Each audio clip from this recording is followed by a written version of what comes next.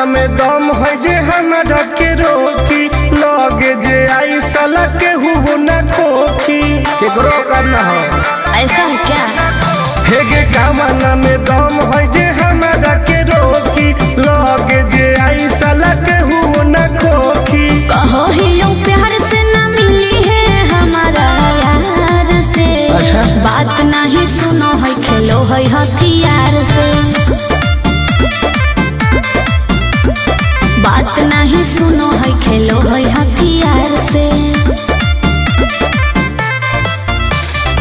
ढेर भौकाल मत बनाओ।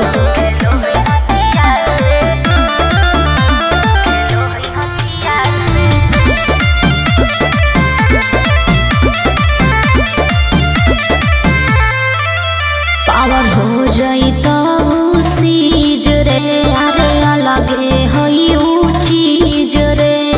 चाइना के मशीन समझो है की हाँ आगे करे न ढेर तू घमंड गे भरे पर तोरा दंड गे नमवा हमर जानो है पगली गाँव जबर पर खंड गे अरे काला टीका मार के वो घूमो हकई थार से।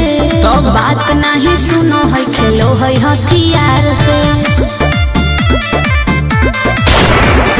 बात नहीं सुनो है खेलो है हथियार से। डर ना होगे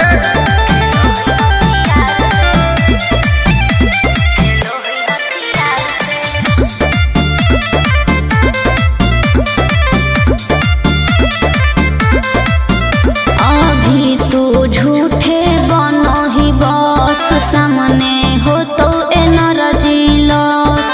रह दे अच्छा सुन बोल। आगे चलता न कोनो के जोर गे सगर हके हमरे सोर गे टुन टुन आनंद पराकाश के चलती चलो है चारों ओर गे दिमागो कर तेज चलो है तलवार से।